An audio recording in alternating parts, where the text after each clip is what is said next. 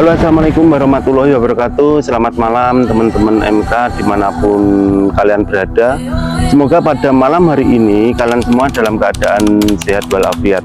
Nah, pada malam hari ini teman-teman, posisi kita itu di area Museum Air Langga. Di sini nanti kita akan berbincang-bincang dengan Ki Bopo Samudro. Nah, teman-teman, di sini apa yang kita perbincangkan tadi saya dapat bocoran sedikit dari Bopo Samudro itu kita akan membicarakan tentang masalah gendam. Nah, bagaimana gendam itu? Silahkan simak terus video kita dari awal sampai akhir. Bagi teman-teman yang belum subscribe, silahkan teman-teman subscribe, like, dan komen. Nah, ini juga bagi teman-teman yang ingin bercerita di channel kita, itu kita sangat terbuka. Silahkan teman-teman hubungi admin kita di nomor di bawah ini, teman-teman. Baik, kita langsung aja ketemu dengan Ki Bopo Samudro. Assalamualaikum warahmatullahi wabarakatuh.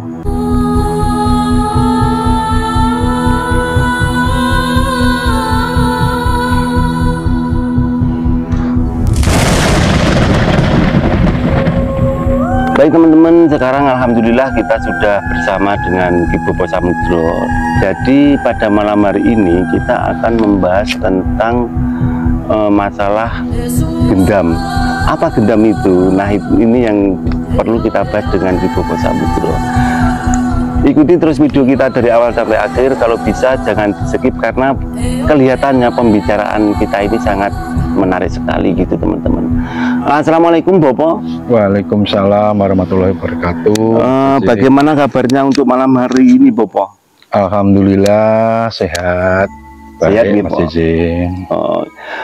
Bopo, untuk malam hari ini sebelum kita membahas perbincangan kita, Bopo, silakan Bopo sapa dulu teman-teman dari Misteri Kejawen, Bopo. Oke, terima kasih Mas Cici atas waktu dan kesempatannya. Sebelumnya itu saya mengucapkan Assalamualaikum warahmatullahi wabarakatuh. Waalaikumsalam warahmatullahi wabarakatuh. Selamat malam, salam rahayu kepada seluruh pemirsa Misteri Kejawen dimanapun Anda berada. Semoga kita semua diberikan rezeki berkah ingkang berkah dari Allah Subhanahu wa Ta'ala. Amin.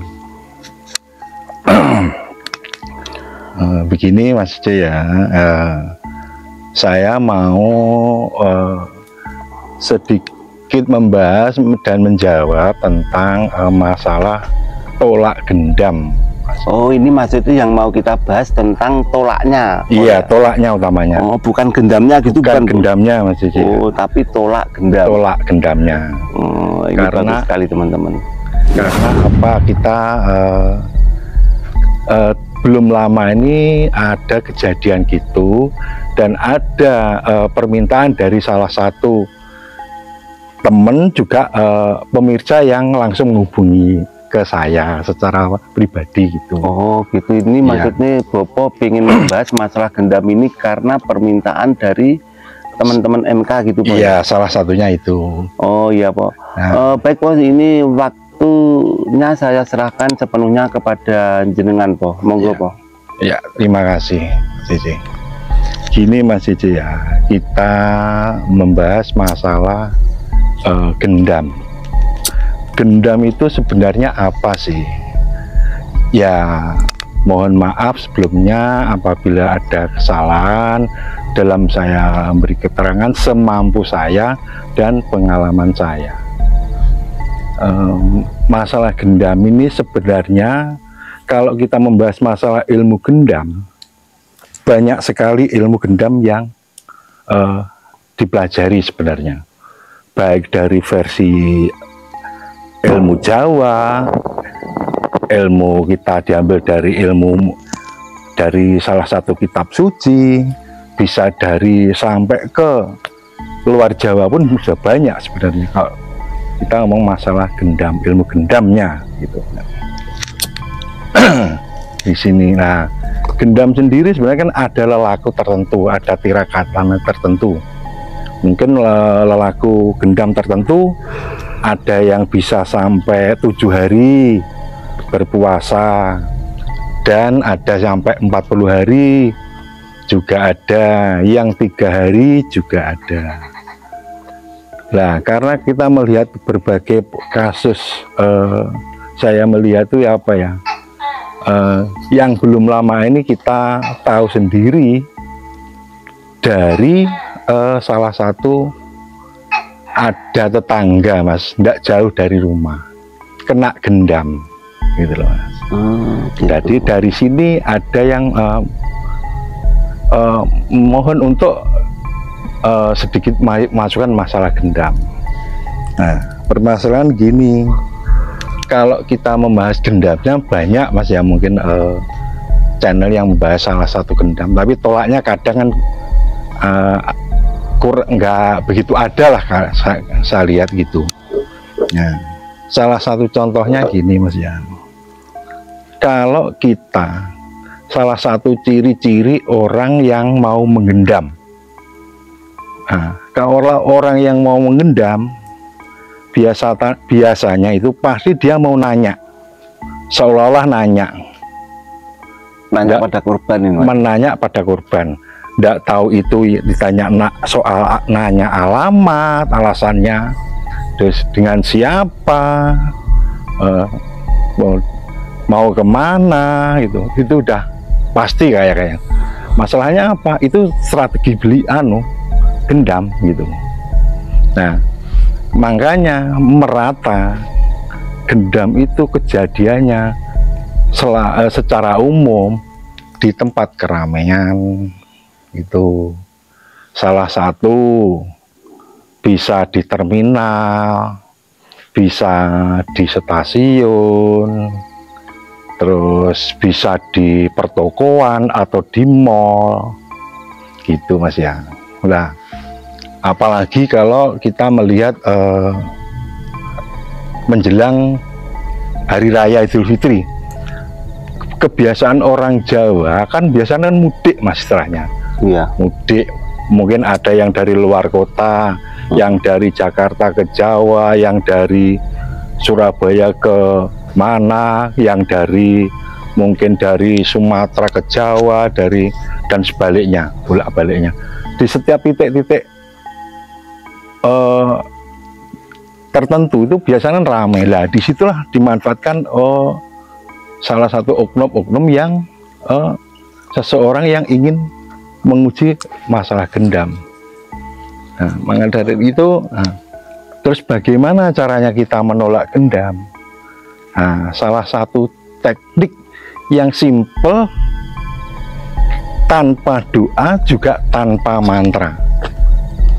Nah, kalau orang mau mengendam, sebelum dia menyapa, tekniknya pasti satu ditepok banyak.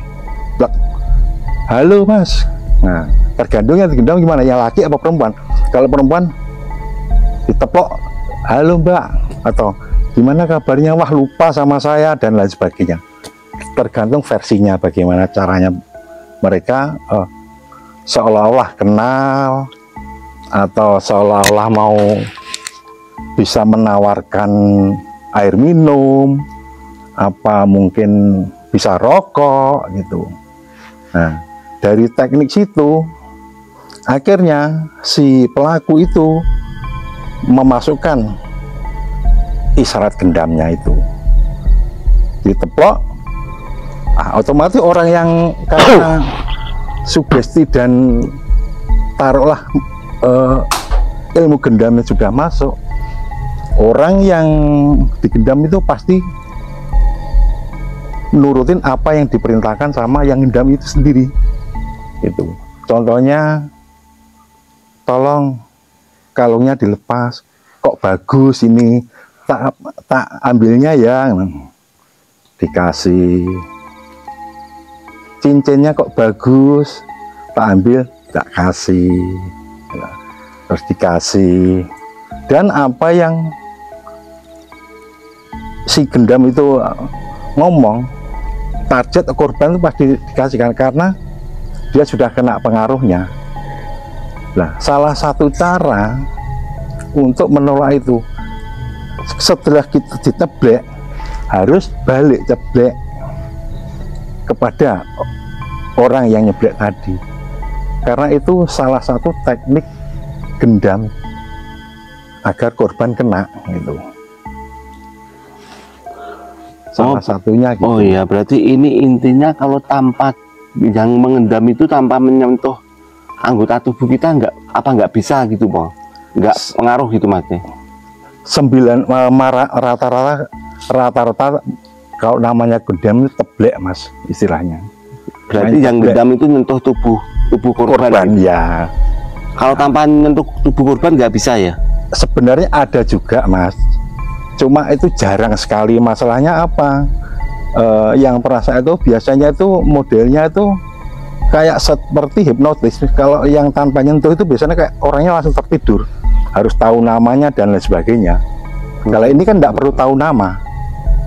Masalahnya apa? Kita nggak mungkin kenal, belum tentu kenal. Kita ketemu di stasiun, di terminal, atau di mana aja lah.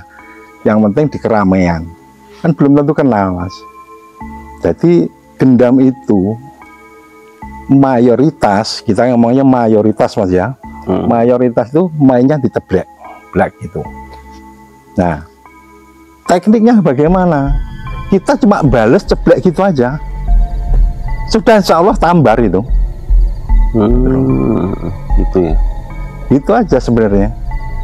Nah, satu itu kan salah satu teknik gendam ceblek, Mbak. Kalau orang Jawa bilang ceblek atau tepuk. Oh, berarti ada lagi yang gendam lain selain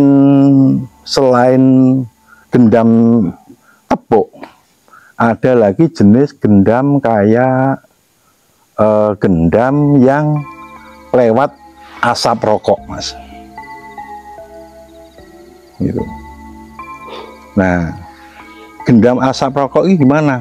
Sebenarnya tekniknya juga mirip, cuma si korban harus kita kasih asapnya. Maksudnya apa? Kita tiup ke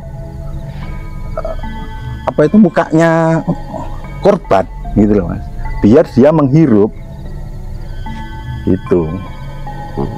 Makanya asap rokok itu kalau sudah mulai masuk, berarti orang yang kita gendam, yang digendam itu otomatis juga ngikut apa yang jadi kemauan si penggendam gitu, Mas. Tekniknya bagaimana? Nah, asap rokok itu kita diakep ini, terus sampai situ ya kita buang asapnya ke muka orangnya.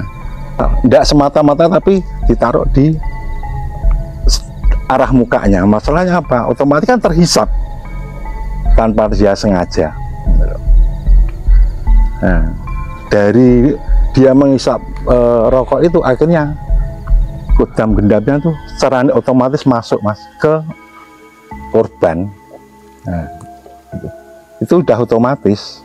Nah, makanya kalau ini tolaknya beda lagi gitu loh. Tolaknya sebenarnya tolaknya ya bedanya apa? Cuma bedanya si korban harus berani sedikit marah gitu loh. Mau ndak mau taruhlah bisa marah, bisa taruhlah marah. Kamu buang asap ke muka orang, itu nanti otomatis si korban nggak bisa kena. Karena apa? Dia tahu, seolah tahu kayak orang yang mau digendam ini, akhirnya orang ini pasti berusaha mengelak, tapi si korban harus benar-benar berani melawan. Dalam arti marahin lah istilahnya gitu. Masalah dengan marahin otomatis sama dengan menambarkan atau menetarkan pengaruh daripada gendam rokok itu tadi. Itu, Mas. Mohon maaf, Po, ini saya juga mau tanya, Po. Itu mohon maaf kalau kita di keramaian, suatu misal di terminal, itu kalau masalah rokok itu ada banyak yang rokok. Jadi apa kita harus marah pada semua orang gitu maksudnya? Ya Kan otomatis. kita nggak tahu itu kita kena dendam apa enggak, kita kan nggak tahu, Boh. Nah, makanya tahu enggaknya nanti kan kita bahas agak nanti Mas ya. Ini kita ada pengaruhnya dulu. Jadi kalau mau namanya asap rokok, kan meskipun banyak orang merokok, tapi kalau gendam, kan pasti asapnya diarahkan ke si korban, Mas, si targetnya, gitu loh. Kan nggak mungkin nggak seolah kalau ngerokok biasa ya udah biasa dilepas gitu aja. Nah itu berarti berdampingan dan asapnya pasti diarahkan ke korban, gitu loh Mas. Bedanya di situ. Kalau dia merokok biasa mungkin ya tidak masalah. Nah tapi kalau itu kan mau tidak mau kan ada melnya Mas, ada doanya tertentu Mas, supaya si korban bisa digendam kan gitu. Nah maka dari itu tolak yang pertama itu cuma itu salah satunya Marah. Sedikit memarahi yang mau gendam itu, dalam arti bukan karena gendamnya, karena belum tentu tahu, marahi karena faktor asapnya itu tadi, gitu loh. Itu masalahnya real, pengalaman nyata yang dialami saudara saya sendiri Mas, gitu. Nah suatu saat kejadian gini, dia mau berangkat mengajar Mas ya. Nah dia di dalam motornya itu dia diteblek. Dia dibilang diteblek, mau justru ngantar, kenal enggak ini enggak, tapi dia minta di depan. Nah karena minta di depan otomatis si korban kan enggak mau. Kamu minta tolong, kalau mau ke sana ayo saya antar, ini nggak mau. Malah si korban, karena si korban ngerti kalau itu digendam, dibalas diceblek. Nah karena si yang gendam itu terasa kalau gendamnya balik, dia seolah mau marah. Nah dibalik dimarahin ganti. Akhirnya karena apa? Tambar. Nah, marahnya dia itu sebenarnya nutupi karena tambar itu loh Mas. Sebenarnya di situ. Nah, itu salah satu teknik hampir sama dengan gendam yang umum Mas ya. Nah, kalau rokok seperti biasanya kalau zaman dulu bisa di bis, bisa di terminal dan lain sebagainya. Nah, sekarang kalau masalah gendam tolaknya sebenarnya nggak ribet juga Mas. Sepertinya kita cuma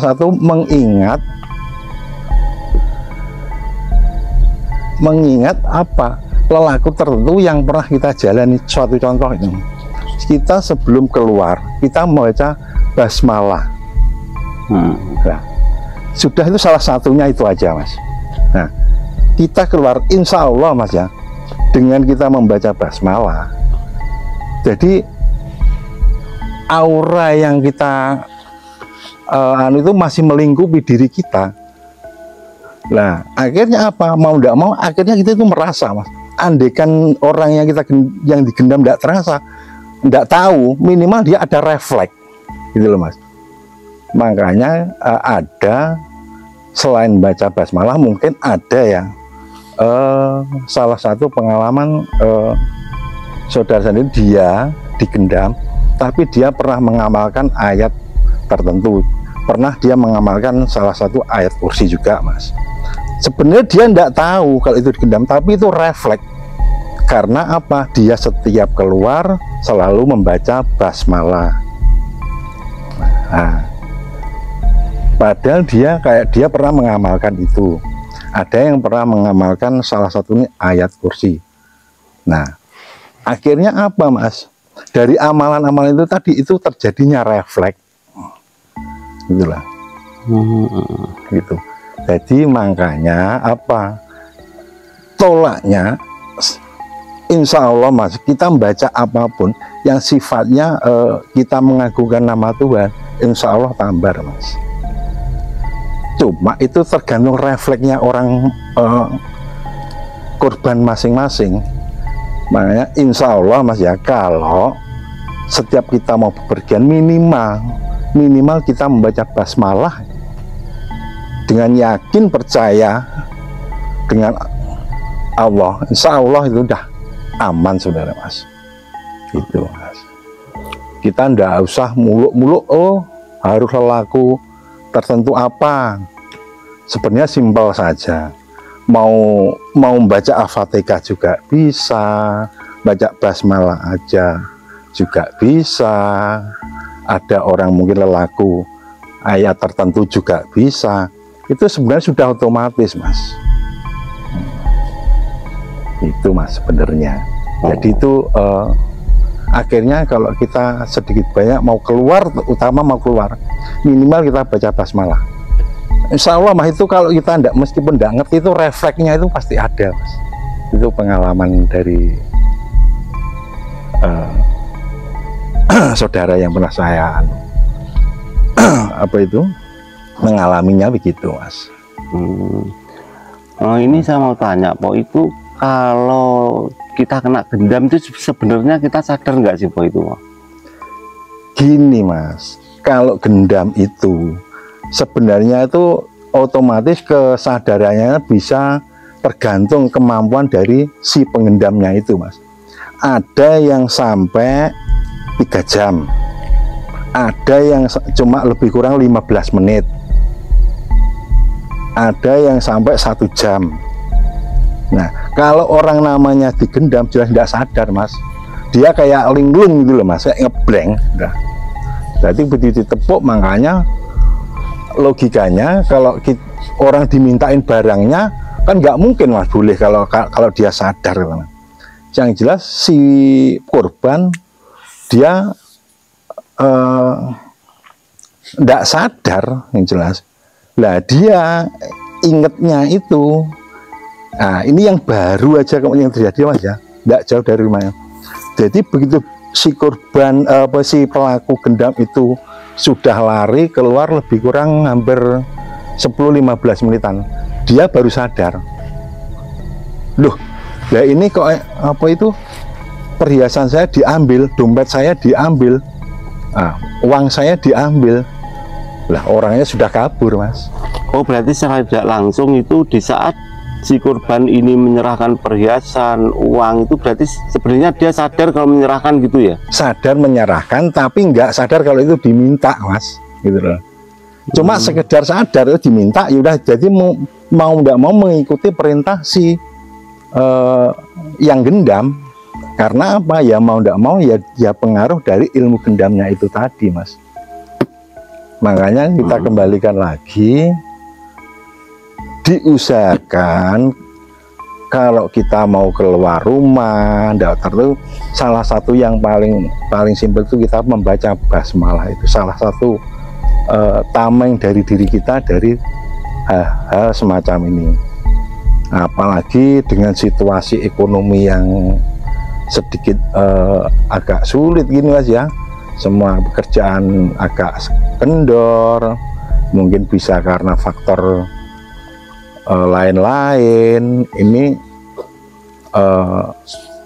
teknik gendam biasanya kadang itu tambah marak biasanya Mas.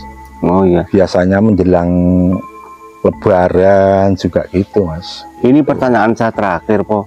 Yeah. Itu saya pernah lihat di YouTube itu ada seseorang kena gendam itu tapi dari telepon.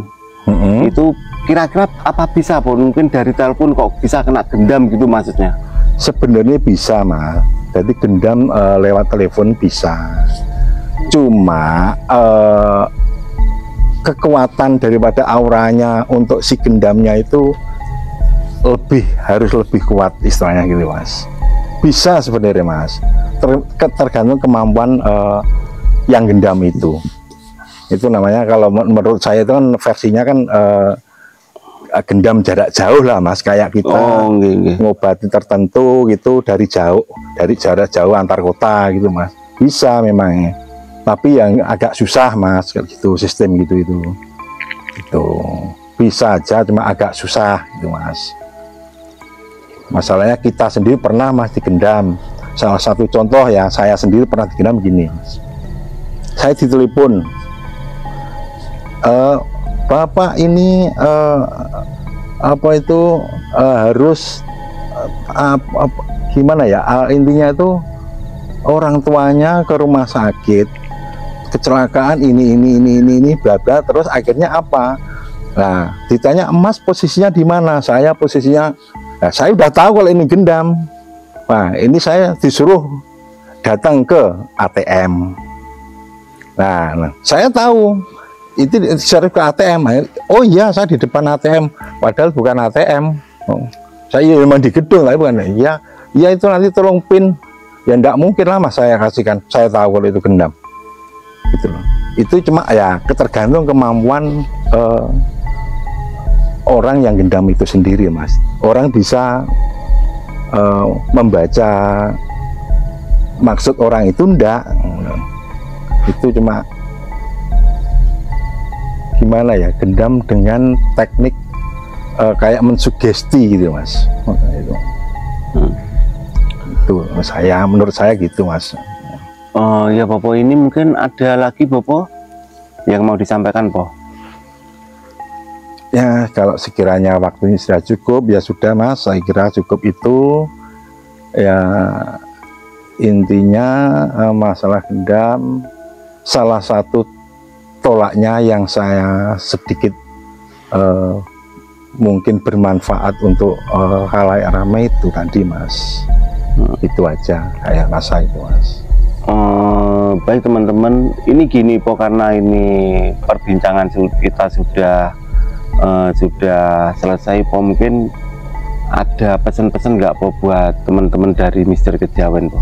Oh ya, gini Mas, ini pesan saya cuma gini Mas ya. Setiap kita mau keluar, apalagi kita mau mengarah ke keramaian yang kita tidak kenal, ya minimal kita harus membaca doa-doa tertentu. Nah, selain doa untuk keselamatan, juga untuk doa apa? Niat orang jahat-jahat tadi Mas. Masalahnya apa? Kita tidak tahu Mas posisinya bagaimana.